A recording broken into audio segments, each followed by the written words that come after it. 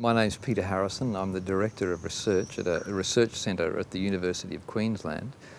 We do research into history of ideas, essentially. And so my main interests are in 17th and 18th century thought, science and religion in particular. Are there miracles in the New Testament? We typically think of Jesus performing miracles and so on, and that's a key part of what he does.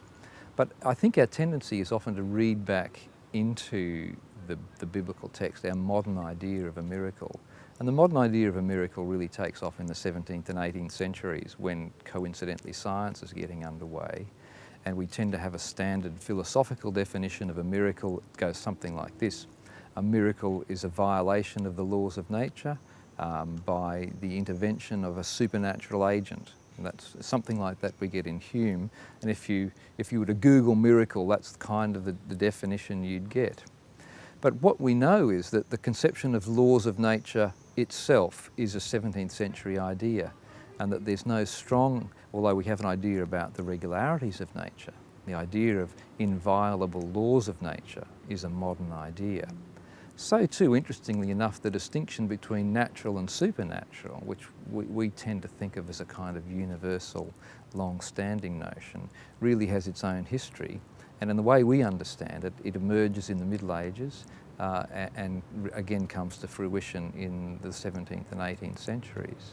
So looking back to the New Testament, when people talk about the range of marvellous events that take place when Jesus heals people, for example, they're not thinking in terms conceptually of laws of nature that are being breached by some supernatural agency.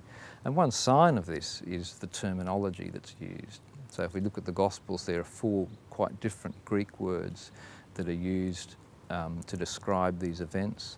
We have a different terminology in Matthew, Mark and Luke from that which we find in John. So John characteristically talks about signs, whereas the other Gospel writers talk about works and mighty works and so on and so forth. And it's interesting that even when we get in the 4th century, Jerome translating the New Testament from Greek into Latin, he doesn't choose miraculum, miracle, for any of those events. Rather, he has much more exact equivalences of the Greek words. Now, this may seem all like a lot of semantic difference, but I think the point is that people at the time are not operating with the same understanding of laws of nature and contravention of those laws that we use now. And I think the other thing we can say is that the miracles perform a quite different role to the role that they're given in the early modern period in the 17th and 18th centuries. And so, for example, in Matthew, Mark and Luke, Jesus performs miracles largely on account of the faith of the people who were there. So the faith elicits miracles. Whereas in John's Gospel, they tend to have what we call an evidentiary role, that the miracles are signs of Jesus' special mission. And that's much more the modern conception, where miracles are taken to have some evidential value.